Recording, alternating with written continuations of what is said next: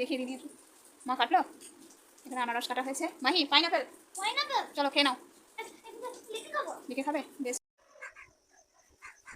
জীবনটা এখন এমন একটা স্টেজে এসে দাঁড়িয়েছে, মানে এমন একটা বয়সে আমরা এখন আছি যে সময়টা আমরা সহজেই বুঝতে পারি যে কোথায় আমাদের থামতে হবে আর কোথায় আমাদের গতি বাড়াতে হবে। ঠিক যেন যাত্রীবাহী ট্রেনের মতো, কোন স্টেশনে থামবো আর কোন স্টেশনের আগে আমরা গতিবেগ বাড়িয়ে দেব, এটা এখন নিজেরা খুব সহজেই বুঝতে পারি। এই বোঝার ক্ষমতাটা একটা বয়সে কিন্তু থাকে না। সেটা হচ্ছে যখন আমরা স্টুডেন্ট লাইফ কাটিয়েছি, ঠিক সেই সময়টাই কিন্তু এসব চিন্তা ভাবনা থাকে না।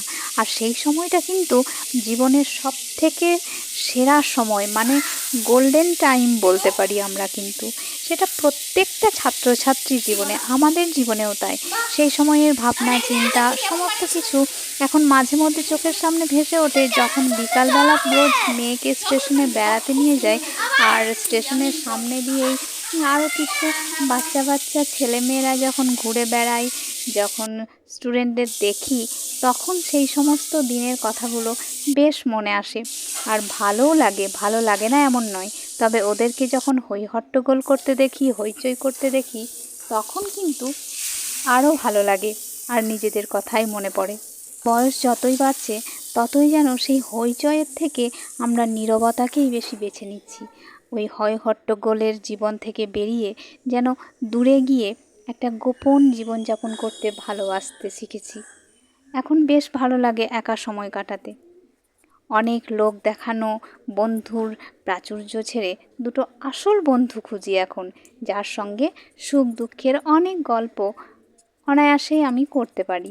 শুধু আমি কেন, আমার মনে হয় অনেকেই। আপনাদেরও সহমত হতেই পারে, আবার নাও হতে পারে। তবে দেখনদারি সম্পর্কের ঊর্ধ্বে গিয়ে খুব গোপনে কারোর কাঁধে যদি মাথা রেখে আমরা সূর্যাস্ত দেখে আনন্দ পাই, তবে আমার মনে হয় সেরকম কাঁধ অনেক ভালো। সারা জীবন পাশে থাকে এমন মানুষদের মধ্যে এমন অনেকেই থাকে যারা হয়তো পাশে থাকার ভান করে। এখন বুঝে গেছি কে বা কারা সারা জীবন পাশে থাকবে আর কে সামান্য ঝড়ে খড়কুটোর মতো হয়তো উড়ে যাবে, এটা কিছুটা হলেও হয়তো আন্দাজ করতে পারি। তবে আমি যে 100% সঠিক এটা কিন্তু নয়, আমারও ভুল ধারণা থাকতেই পারে। তবে বয়সের সাথে সাথে আমরা অনেক কিছু শিখে যাই। এখন যেমন অপ্রত্যাশিত অপমানে, নিন্দায়, বিশ্বাসঘাতকতায় চুপ থাকতে শিখে গেছি। আর কথা ভাবতে ভাবতে জল ফেলবো, চোখের জল আসবে, কার কথায় এক ফালি হেসে উড়িয়ে দেওয়া যায়, এটা এখন ভালোই বুঝি। তো যাই হোক, মালা অফিসিয়ালের নতুন একটি ব্লগে আপনাদের সবাইকে অনেক স্বাগত। রোজই যেন মনের কথা আপনাদেরকে খুলে বলতে পারছি এই ভিডিও করার মাধ্যমে, এটাই আমার কাছে অনেক। এই দেখুন, মেয়ে হচ্ছে গিয়ে কাদামাটি নিয়ে খেলার শখ ছিল, ওর বাবা একটু মাটি কোথায় এনে দিয়েছিল, তো সেটা নিয়ে এখন মিষ্টি বানিয়েছে, সেগুলোই এই যে বারান্দার মধ্যে রেখেছে, আপনাদেরকে দেখালাম। আর হ্যাঁ বলি, আমাদের কিন্তু আমাদের সময়, মানে আমাদের ছোটোবেলাটা খুব সুন্দর কেটেছে। তবে এখনকার জেনারেশনের বাচ্চাদের ছোটোবেলা কিন্তু একটু অন্যরকমই কাটছে। তো যাই হোক, তাতে ওদের সম্পূর্ণ দোষ নয়, আমরাও অনেকটা দায়ী। তো যাই হোক, বাড়ির সমস্ত কাজকর্ম সারার সাথে সাথে একটা সালোয়ার পিস আপনাদেরকে দেখিয়েছি, বলতে তো ভুলেই গেলাম। এটা এক দিদি আমাকে বানাতে দিয়ে গেছে। সালোয়ার পিসটা আমার এত পছন্দ হয়েছে যে আপনাদের সাথে শেয়ার না করে আর পারলাম না। আর ওই দেখুন, দুপুরবেলা ছাদে আজকে ভীষণ রোদ দেখে আমি যত বিছানাপত্র ছিল কিছুটা হলেও রোদ দিয়েছিলাম। আর দেখছি ভোর দুপুরবেলা আর ওগুলো ফেলে রেখে লাভ নেই, কারণ মেঘও একটু একটু করে উঠছে। তো বৃষ্টি হতেই পারে, ঘুমিয়ে গেলে যদি বৃষ্টি হয় তখন কিন্তু সমস্ত বিছানা ভিজে যাবে।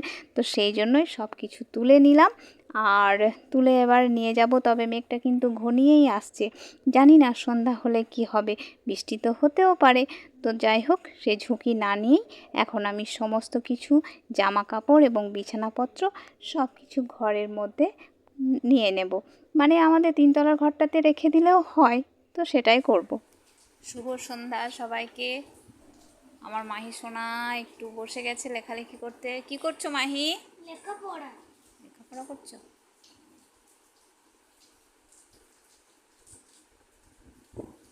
আর বাইরে ওদিকে টিপ টিপ করে বৃষ্টি হয়েই যাচ্ছে। দুপুর দিকে খুব জোর বৃষ্টি হয়েছিল।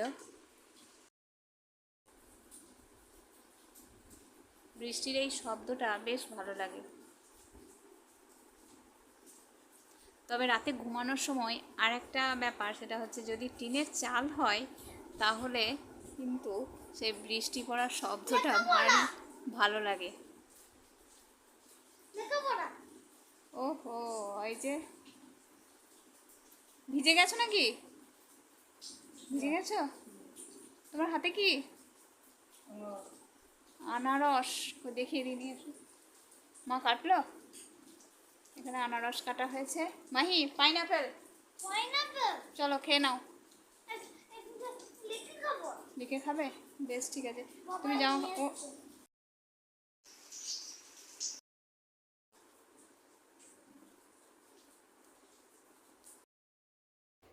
আর তারপরে এই যে রাত্রিবেলা খাওয়া দাওয়া হয়ে গেলে সবাই একটু গল্প করি আমরা। আর সেই গল্পের ফাঁকে আমি দেখলাম শুধুই গল্প না, আমার যেহেতু সেলাইয়ের কাজ থাকে, তো আমি যেগুলো কাটিং করার কাজ, তো সেই সমস্ত কাজ এই গল্প করতে করতেই একটু সেরে নিই। তাতে কি হয়, আমার কাজটাও একটু এগিয়ে থাকে আর গল্পটাও হয়। তো এটা অবশ্যই আমাদের খাওয়া দাওয়ার পর, মানে মোটামুটি রাত্রিবেলা 10:30 11টা থেকে এই কাজটা আমাদের শুরু হয়। আর আমরা ঘুমাতে যাই প্রায় 11:30। তো যাই হোক, আমাদের নিয়মটা যদিও ভালো নয়, সঠিক টাইম নয় ঘুমাতে যাওয়ার, তবুও আমাদের এটাই অভ্যাস হয়ে গেছে জানেন। আর সেই সুযোগে আমি যতটা পারলাম আমার সেলাইয়ের কাটিং, মানে কিছু ব্লাউজ পিস কেটে রাখলাম।